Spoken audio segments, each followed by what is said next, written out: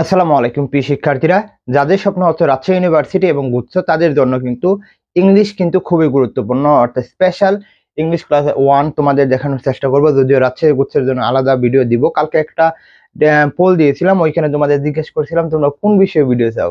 তো মোটামুটি অনেকজনের রেসপন্স করে বলছো যে ভাই আমরা রাজশাহী গুচ্ছের জন্য আমরা ইংলিশটা বেশি চাই, বাংলাও চাই। তো এর আগে তোমাদের অবশ্যই বলবো চ্যানেলটি সাবস্ক্রাইব করে পাশে থাকবা, আর যারা ফেসবুক থেকে দেখবা অবশ্যই ফলো দিবা। আর এবার যারা ইউটিউবে রয়েছে তাদের আমি কথা বলবো যে তোমরা দেখো কমেন্ট বক্সে ফেসবুক পেজের লিঙ্ক, ওইখানে যদি ফলো দাও তাহলে কিন্তু ওইখানে ফ্রিতে অনেক কিছু পেয়ে যাবা। আচ্ছা, দেখো এটা কিন্তু আমি ভিডিওটা করতেছি হচ্ছে সেহরির টাইমে। কারণ হচ্ছে সেহরির টাইমে ভিডিওটা একমাত্র করার কারণ হচ্ছে মানে দিনে তো অনেক কিছু থাকে বা বেশ থাকে, এই জন্য তোমাদের ভিডিও দিতে পারি না।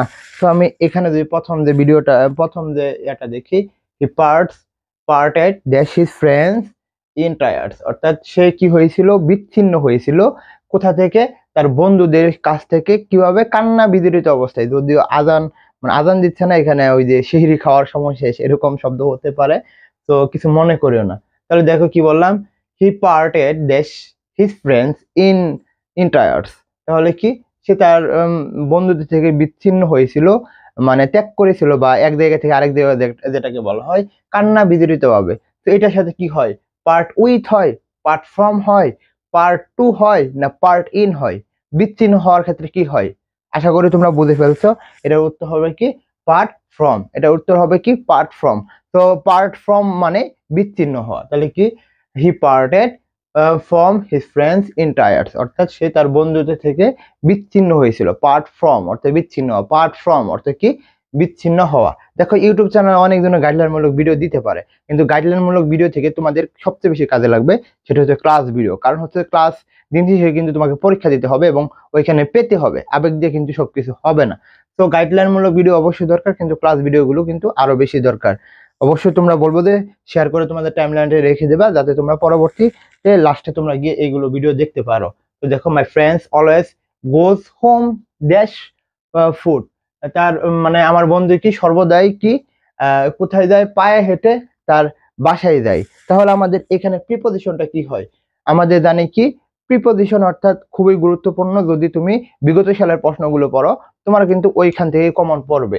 তো আমাদের দেখুন, গোস হোম ড্যাশ ফুট, আমরা পায়ে হেঁটে যাওয়ার ক্ষেত্রে কি হয়? বাই ফুট, না হচ্ছে উইথ ফুট, না হচ্ছে ওয়ান ফুট, না ইন ফুট? আমরা পায়ে হেঁটে যাওয়ার ক্ষেত্রে আমরা কি ব্যবহার করি? ইস ওয়ান ব্যবহার করি, অর্থাৎ সি নাম্বার, অর্থাৎ কি ওয়ান ফুট। পায়ে হেঁটে যাওয়ার ক্ষেত্রে আমরা কি ব্যবহার করি? ওয়ান ব্যবহার করি। পরবর্তীটা যদি দেখি, ডু ইউ এনজয় টিচিং, এখানে আন্ডারলাইন তোমাকে দিয়েছি, এখানে জেরান এবং পার্টিসিপল তোমাকে বোঝানোর চেষ্টা করতে। দেখো, ডু ইউ এনজয় টিচিং, তুমি কি করো? এনজয় করো মানে পড়াতে। তো দেখো তো এটা কি হবে? নাউন হবে, জেন্ট হবে, পার্টিসিপল হবে, না প্রনাউন হবে? এখানে কয়েকটা বিষয়কে তোমার মাথায় রাখতেই হবে। সেটা হচ্ছে আমরা জানি যে কি, আগে আমরা উত্তর পরে বলি, আমরা জানি যে জেরান্টের আরেক নাম হচ্ছে নাউন, অর্থাৎ যেটাকে বলা হয় ছোট ভাই। কিন্তু মনে করো, আর পার্টিসিপল আরেক নাম কি? অ্যাডজেটিভ।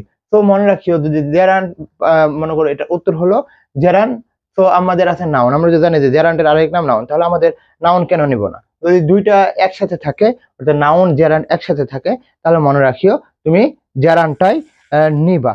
তো আমাদের উত্তর হচ্ছে জেরান্ট। কেন জেরান্ট যদি আমি কথা বলি, মনে রাখবা জেরান্ট মানে কি আমাদের স্থির অবস্থায় থাকবে, স্থির অবস্থায় থাকবে। যখন এটা বলতে হবে ডু ইউ এনজয় টিচিং, তুমি কি এনজয় করো মানে পড়ানি? তো যখন তোমাকে আমি বললাম তখন কি তুমি পড়াচ্ছ? না, পড়াচ্ছ না। তখন কি আছে? স্থির অবস্থায় রয়েছে। যখন স্থির অবস্থায় থাকবে তখন কি হবে? জারান। সো এটার উত্তর হবে জারান। পরবর্তী যদি আমরা দেখি, এটা দেখো, I saw a girl dash in the pole, আমি কি দেখেছিলাম? আমি আমি কি দেখেছিলাম? একটা মেয়ে দেখেছিলাম যে কি করতেছে, পুকুরে কি করতেছে বলো? টু সুইম, সুইম না টু বেট? কি হবে? কি করতেছে? কি করতেছে? সুইম করতেছে। তো সুইমিং হবে, কি হবে? সুইমিং। তো আমাদের এখানে উত্তরটা কি হবে? সুইমিং। দেখো তো এটা কি আমাদের পার্টিসিপল না জেরান্ট? দেখো তো এটা পার্টিসিপল না জেরান্ট? এটা অবশ্যই পার্টিসিপল। কারণটা কি? I saw a girl swimming in the pool. দেখো, সুইমিং ইন দ্য পুল। তাহলে আই সো এ গার্ল, যখন সে দেখতেছিল তখন কি এই গার্লটা কি কাজ করতেছিল? চলমান অবস্থায় ছিল, রানিং অবস্থায় ছিল? হ্যাঁ, সুইমিং ইন দ্য পুল, সে তখন কাজ করতেছিল, চলমান অবস্থায় ছিল। তো সেদিকে যদি কথা বলি, এটা হচ্ছে আমাদের কি পার্টিসিপল। তো পার্টিসিপল এবং জেরান্টের মধ্যে যদি পার্থক্য কথা বলি, তাহলে দেখবা যে সেন্টেন্সটা দেওয়া রয়েছে সেই সেন্টেন্সটা কি চলমান ছিল নাকি, আর যে সেন্টেন্সটা দেওয়া হয়েছে সেই সেন্টেন্সটা কি চলমান না নাকি সেটা আমাদের দেখতে হবে। তো আমাদের I so the girl swimming in the pool, তো এটা আমাদের জেরান, যদি এটা নিয়ে কথা বলা দরকার নাই। কারণটা কি, সুইমিং কি আমাদের আমাদের পার্টিসিপল, কারণটা কি যখন সে দেখেছিল তখন সে একটা কাজ করেছিল, একটা মেয়েটা রানিং অবস্থায় ছিল, স্থির অবস্থায় ছিল না, এই জন্য আমাদের হবে কি সুইমিং। আচ্ছা, পরবর্তী যদি উদাহরণটা দেই, এখানে দিবে কি he came to office late, he came to office late, কি কি আছে, তো এই লেটটা আমাদের কি, এই লেটটা কি আমাদের প্রিপজিশন, এই লেটটা কি আমাদের নাউন, এই লেটটা কি আমাদের অ্যাডভার্ব, না এই লেটটা আমাদের অ্যাডজেটিভ।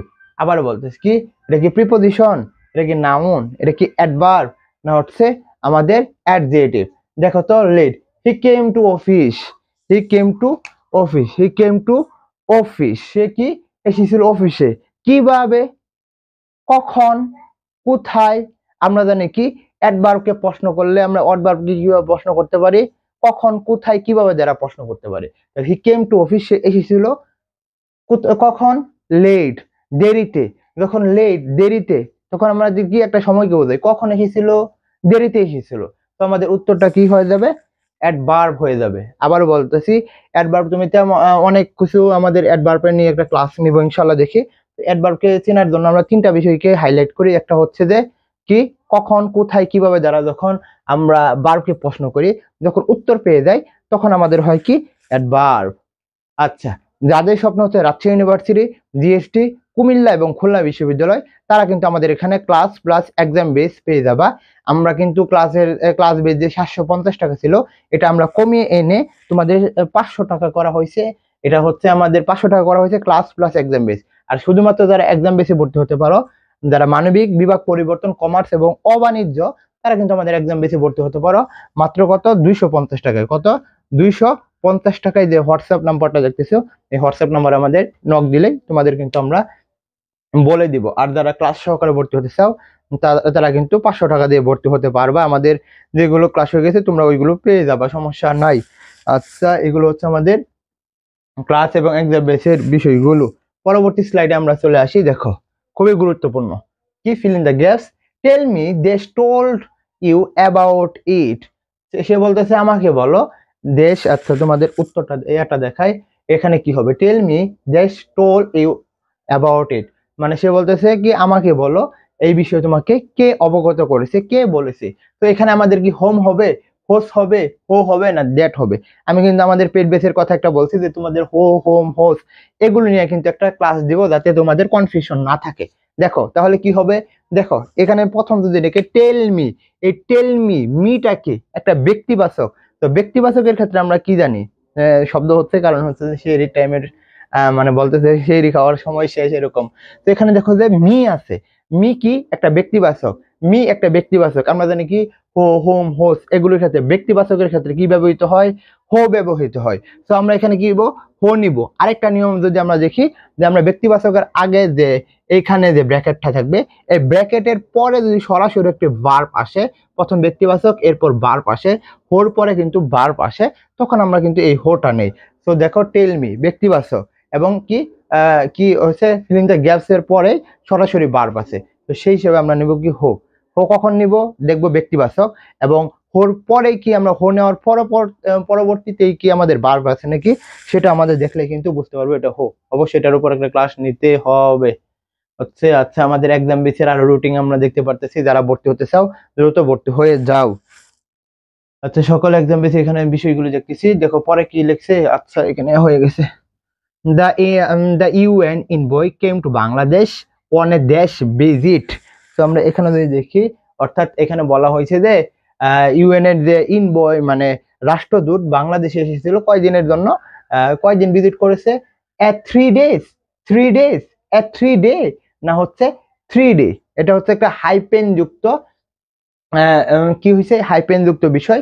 এই হাইপেন যুক্ত বিষয়কে তুমি মনে রাখবা কিভাবে, মনে রাখিও যখন হাইপেন যুক্ত এইগুলো সেন্টেন্স থাকবে বা ওয়ার্ড গুলো থাকবে, তখন তুমি মনে রাখবা এইগুলোর ক্ষেত্রে। মনে করো এখানে যে হাইপেন যুক্ত, এর আগে এ, এর সাথে এস, এর সাথে এখানে এ আছে, এগুলো হবে না, সবসময় কি এগুলো সিঙ্গেল ভাবে বসবে।